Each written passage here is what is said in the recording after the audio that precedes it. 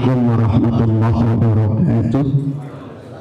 Bismillah, alhamdulillah, salatu wassalamu ala rasulillah wa ala alihi wa sahbihi wa mawalah, amma ba'd. Hadratul mukarramin, sahibul bait, Ustaz Haji Hilman Hamid, juga Ketua Yayasan Al-Hikmah Nur Bahari, Bapak Brigjen Purnawirawan Hadi Bapak Haji Nurdianto, Ketua TNI Ranting Duren Sawit Ustaz Agus Budiono, ternyata Gus juga ini, Ustaz Agus Budiono, Pak Kiai Pemberi Hasan, Ketua DNI Kecamatan Duren Sawit, Ibu Santi Lurah Duren Sawit. Jadi kata Ustaz, kalau Bu Santi ngomong jangan nengok ke belakang. Saya di depan bagaimana mau nengok, saya duduk aja jadinya nih. Tokoh masyarakat ada Pak Yudi, Pak Dr. Firdaus Bayrani, para Ustaz, para masyayikh, para alimul ulama, mata'anallah bituli hayatihim, wa nafa'anallahu bibarakati ulumihim. Idealnya saya maunya duduk, bukan berdiri. Tadi kata Pak Sobri, Pak Agus berdiri, saya juga berdiri, gitu ya. Udah. Ada satu kaidah fikih, at-tabi' la yataqaddamu 'alal matbu'. Follower itu jangan melewatin pemimpin, begitu. Junior jangan ngelewatin senior, gitu ya. Itu ada kaidahnya itu. At-tabi' la yataqaddamu 'alal matbu'. Jadi jangan sampai ini kita yang junior melewatin yang senior. Itu adab sebetulnya. Tapi kata Pak Hilman berdiri, ya sudahlah, saya hormatin orang tua, saya berdiri juga akhirnya. Dari sambutan Pak Ustadz juga ada dua hal yang mungkin saya tangkap. Pertama tentang tradisi halal bihalal. Yang kedua bagaimana subuh keliling punya dampak tentang imaratul masajid, tentang kemakmuran masjid. Yang pertama tentang tradisi halal bihalal. Ini halal bihalal sebetulnya adalah satu tradisi yang disebut dengan uruf. Uruf itu kan tradisi. Nah, tradisi itu bergantung pada satu masyarakat tertentu. Jangan kita nilai satu tradisi dengan tradisi yang lain. Oh, di negeri sana nggak ada tuh tradisi halal bihalal, kenapa di Indonesia ada? Gitu ya. Kemudian divonis ini tidak sesuai sunnah, dan itu sesuatu yang keliru. Tradisi halal bihalal ini sesuatu yang memang secara tersirat dicontohkan oleh Allah dan Rasulullah Sallallahu Alaihi Wasallam. Jadi kan imam kita sudah baca ayat itu, Ustaz Saifullah. Baca surat apa Ustaz Saifullah? Baca rakaat pertama surat Ali Imran. Wasari'u ila maghfiratin min rabbikum wa jannatin arduhas samawati wal ardu iddat lil muttaqin. Supaya kita bersegera menuju ampunan Allah dan surganya Allah yang luasnya itu seluas langit dan bumi, yang Allah sudah peruntukkan buat orang-orang beriman, buat orang-orang yang bertakwa. Apa karakter orang yang bertakwa? Ayat berikutnya Allah sebutkan itu. Allazina yunfiquna fis sarai wad dharra wal kazimina al ghaiza wal 'afina 'anil nas. Orang yang bertakwa itu cirinya dia mau menginfakkan sebagian hartanya baik di saat lapang maupun di saat susah. Kepada siapa kita infak? Yang pertama kepada keluarga sendiri. Jadi kalau ada laki pelit sama bininya, berarti dia nggak bertakwa gitu ya. Jadi kalau kita infak, kita punya uang, kita nggak punya uang, tetap kita masukkan uang ke dalam kotak masjid, kita sedekah kepada orang lain, maka itu salah satu ciri orang yang bertakwa. Kemudian orang yang mampu menahan amarahnya meskipun sudah sampai ubun-ubun. Kemudian wal 'afina 'anil nas, dan juga memberikan maaf kepada orang lain. Nah ini inline sejalan dengan tujuan dari puasa. Kutiba alaikumusyamu kama kutiba alal ladzina min qablikum la'allakum tattaqun. Kan tujuan utama dari puasa adalah takun. Jadi kalau orang yang kalau berhasil dari puasa, kata Ustaz Agus tadi, supaya nilai-nilai puasa itu tetap terpelihara setelah ba'da Ramadan, maka orang yang salah satu ciri puasanya itu berhasil, dia punya kesediaan untuk memaafkan orang lain. Ini yang namanya uruf, ini yang namanya tradisi dan sesuai dengan tuntunan Al-Quran. Betapa banyak Bapak Ibu tradisi itu sesuai dengan ajaran Islam. Ini buat orang Jakarta, buat orang Betawi, kita suka dipesen tuh kan, kalau kita jalan, di tengah jalan tiba-tiba kebelet mau buang air besar, kita sama orang tua kita dipesan apa tuh? Ada yang masih inget nggak? Kita sama orang tua kita kalau jalan kebelet sudah ngantongin batu, betul kan? Kita pikir ngapain ngantongin batu? Emang batu kita kantongin bisa nahan untuk buang air besar kita? Itu ada dimensi fikihnya. Kita diminta ngantongin batu, kalau kita nggak ketahanan ya udah kita jongkok di pojokan tuh batu buat istinja, buat cebok. Masuk nggak tuh ke fikih? Masuk nggak? Itu uruf yang dibungkus, itu adalah ajaran Islam dibungkus dengan tradisi, dibungkus dengan uruf. Makanya kita jangan gampang tuh, oh ini nggak ada nih, nggak boleh. Lihat dulu apakah uruf itu sesuai dengan Al-Quran dan As-Sunnah. Kalau sesuai, udah jalan.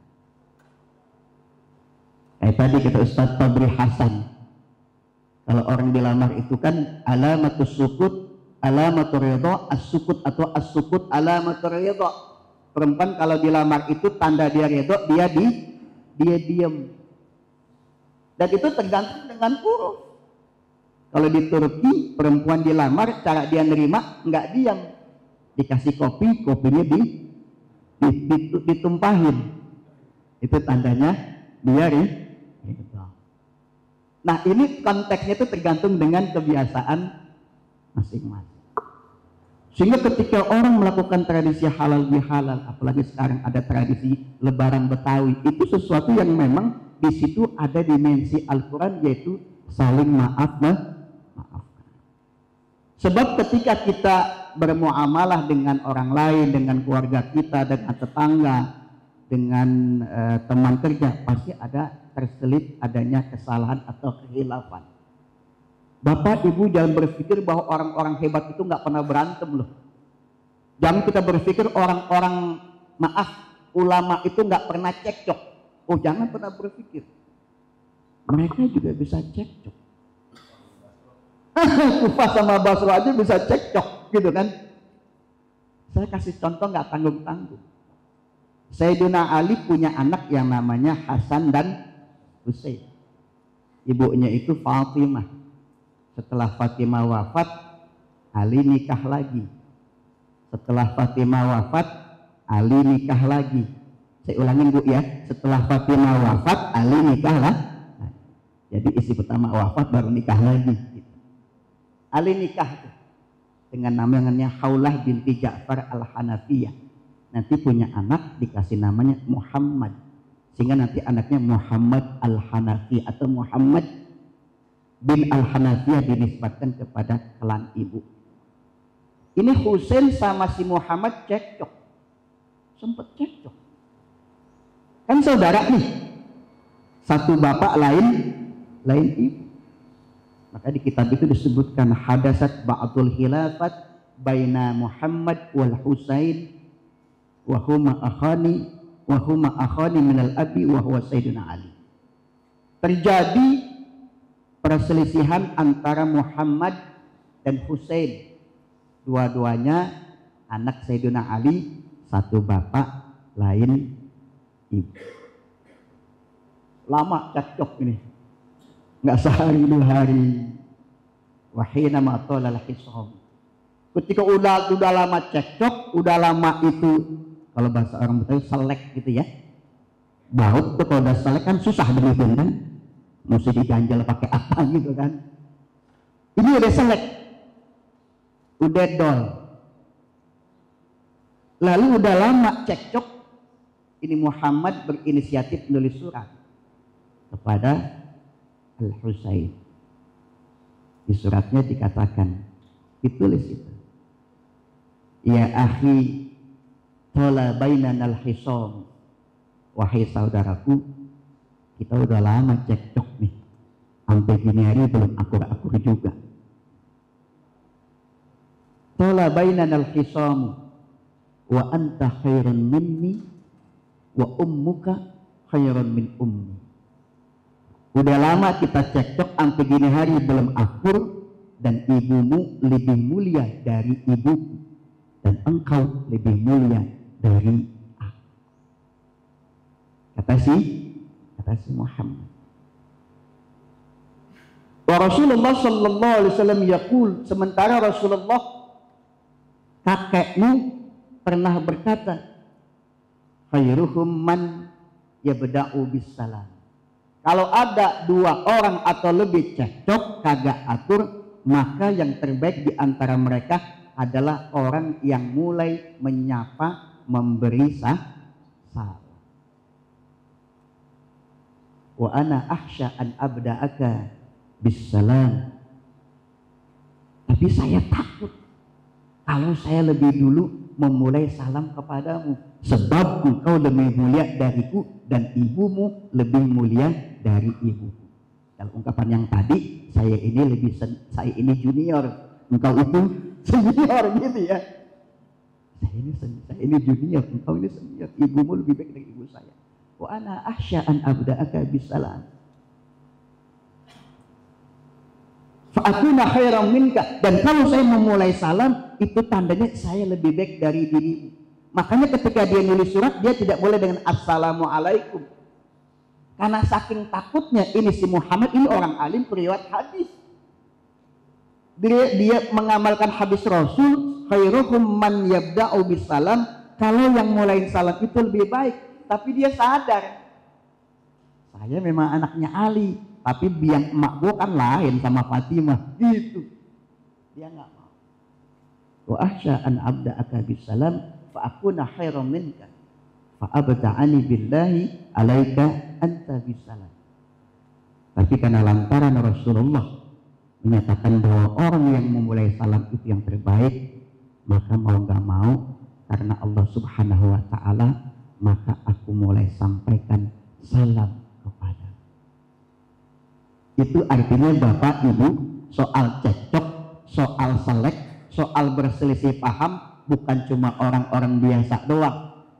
Orang-orang pintar juga bisa berselisih ya. Apalagi dunia politik, Masya Allah, itu udah kita lihat itu bagaimana mereka tuh berselisih. Atasan dengan bawahan, bawahan dengan atasan, apalagi. Berselisih itulah yang kemudian cara dinormalisasi dengan yang namanya tradisi halal di halal. Sehingga orang gak kehilangan harga dirinya kalau tradisinya itu rame-rame gitu kan. Kalau orang Betawi itu puasanya sebulan, lebarannya sebulan. Tiap hari dia datang, itu juga jangan dianggap sepele itu. Itu juga tradisi yang baik. Datang, terus 1 bulan baru kelar. Itu lebarannya. Karena dalam rangka untuk meminta maaf. Jadi tradisi halal bihalal satu uruf yang memang sesuai dengan ajaran Al-Quran dan As-Sunnah. Yang kedua, tentang bagaimana subuh keliling memakmurkan masjid itu punya pengaruh untuk masyarakat. Sebetulnya memakmurkan masjid itu sudah mulai dirintis oleh Nabiullah Ibrahim alaihissalam. Kapan? Ini juga pelajaran buat kita sebenarnya ini.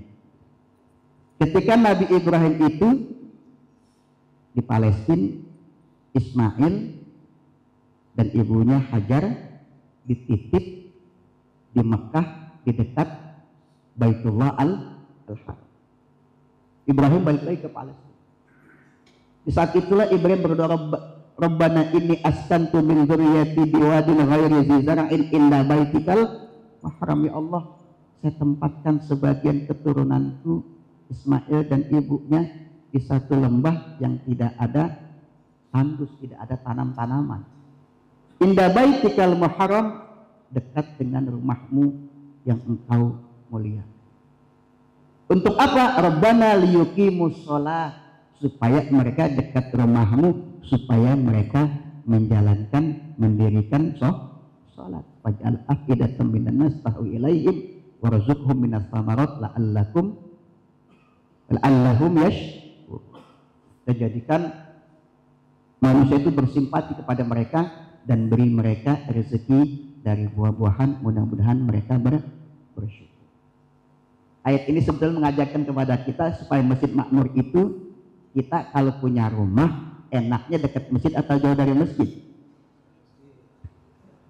Kan kemarin ramai itu, kenapa sih harga tanah dekat masjid itu jadi anjlok, kan begitu. Tanah dekat masjid katanya anjlok harganya, lantaran speaker masjid itu kencingnya kayak apa, kencang itu sehingga mengganggu orang. Ini harus dibalik mindsetnya. Justru Allah mengajarkan rumah dekat masjid itu liyuqimus shalah. Jadi kalau orang punya rumah dekat masjid, oh itu Masya Allah. Jadi tetangga-tetangga masjid ya jangan merasa terganggu lah kalau dengan kegiatan-kegiatan masjid.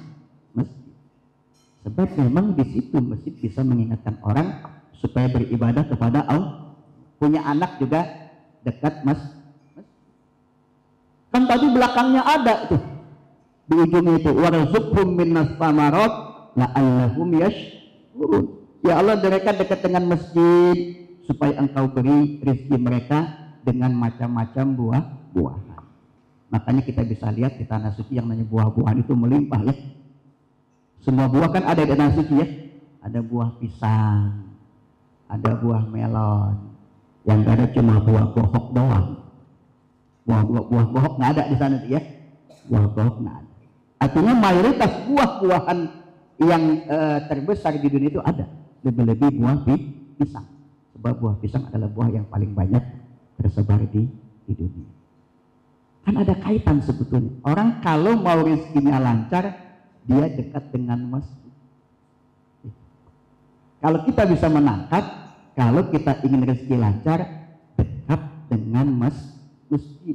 Apakah dekat rumah kita atau dekat hati kita? Maka di antara orang yang Allah jamin nanti di akhirat apa tuh? Orang yang rajulun qalbuhu mu'allakun bil masajid. Orang yang hatinya terpaut dengan masjid, mau mikirin masjid. Makanya pengurus DMI ini rezeki berlimpah terus ini, karena sudah menjalankan perintah Allah. Insya Allah. Ustaz, saya udah ngurusin masjid, tapi rezeki saya agak lancar-lancar. Oh gimana ceritanya ini gitu kan? Insya Allah. Kok saya udah banyak ibadah, rezeki saya nggak lancar? Nah ini mesti ngaji lagi ya. Satu kali Abu Hurairah itu ngeliat Rasulullah sholat. Kata Abu Hurairah, aku lihat Rasulullah dakhaltu ala Nabi sallallahu alaihi wasallam wa huwa yusalli jalisan. Saya minta izin masuk kepada Rasulullah. Dan ketika saya masuk, saya lihat Rasul sholatnya duduk. Berarti ini sholatnya sholat wajib apa sholat sunnah nih? Sholat sunnah ya. Karena Rasul sholatnya di rumah. Tapi kalau sholat sunnah itu afdolnya di rumah. Dakhaltu ala Nabi sallallahu alaihi wasallam wa huwa yusalli jalisan. Saya minta izin masuk ketemu Nabi, dan ketika saya masuk saya lihat Rasul lagi sholat duduk. Setelah selesai sholat, Abu Hurairah bilang, ya Rasulullah, araka tusalli jalisan fama asabat. Ya Rasul, tadi waktu saya masuk, saya lihat Rasul sholatnya kok duduk, nggak sholatnya berdiri. Kira-kira apa jawaban Rasulullah? Kenapa Rasul duduk? Apa Rasul kena asam urat? Atau Rasul lagi sakit kakinya, pinggangnya? Rasul semua jawab begini, Al-ju' ya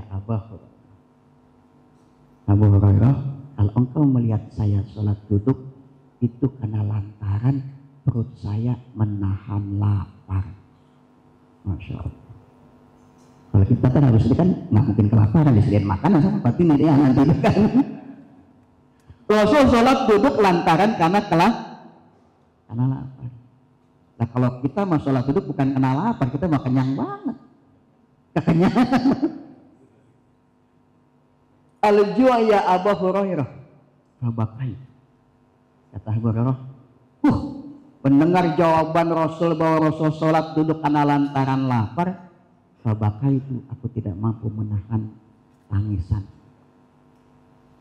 Melihat Abu Hurairah nangis, apa kata Rasul? La tabki ya Abu Hurairah, wahai Abu Hurairah, gak usah cengeng, gak usah nangis, melihat keadaan saya sholat duduk.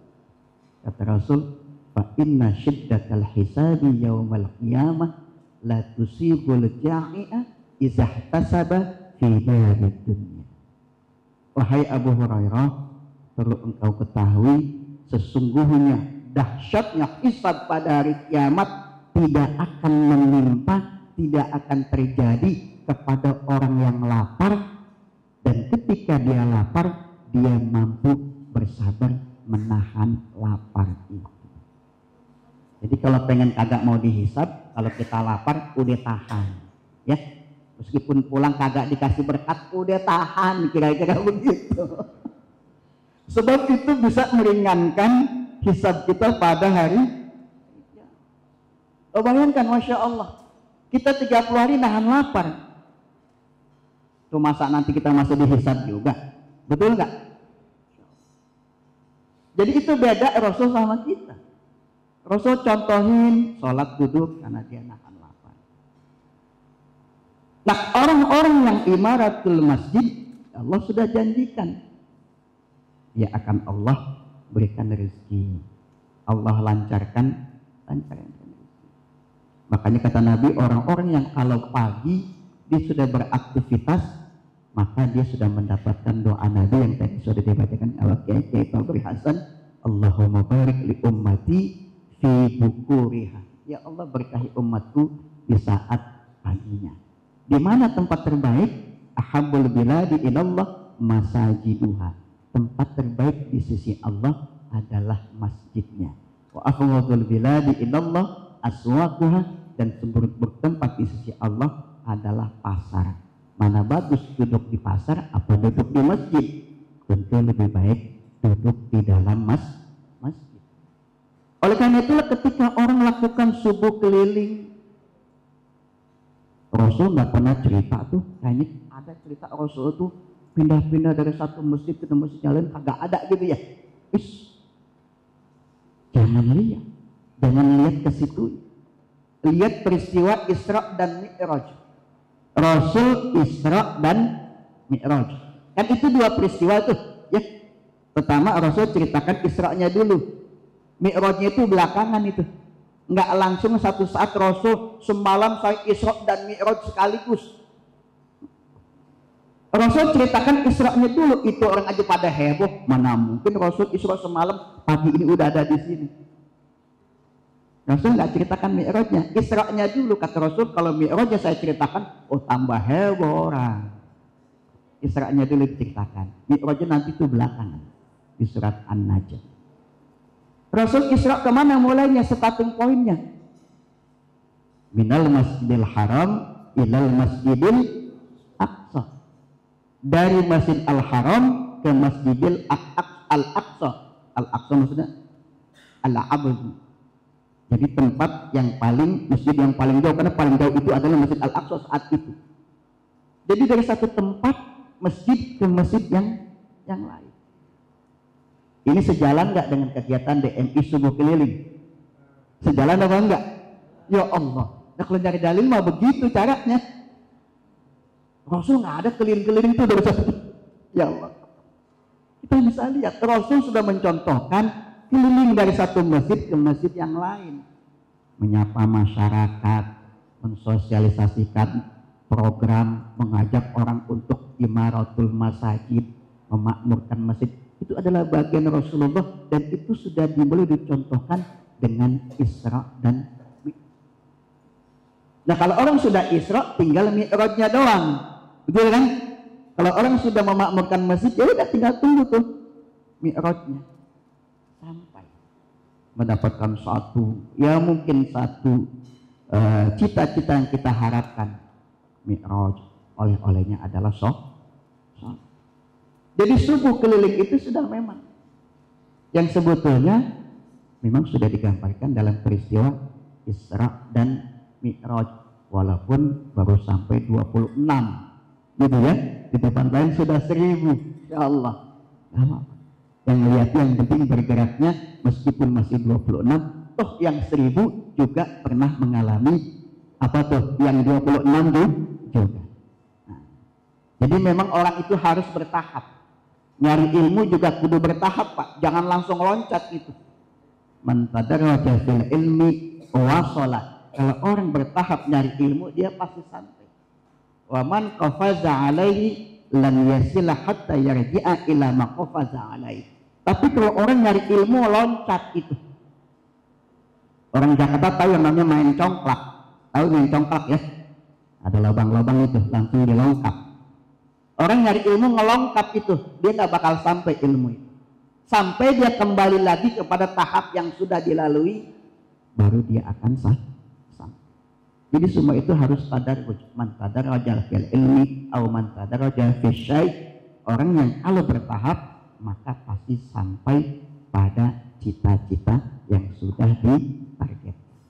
Mudah-mudahan cita-cita DMI, cita-cita kita menjadikan masjid tambah makmur, menjadikan masjid sebagai pusat pembelajaran, masjid sebagai media silaturahim, masjid sebagai satu tempat yang bisa menguatkan persatuan umat Islam, bisa terwujud dengan kesadaran seperti ini. Ini saja, mudah-mudahan ada manfaatnya. Allahumma waffiq ila aqwamit thoriq wal hadi ila sawa'is sabil. Assalamualaikum warahmatullahi wabarakatuh.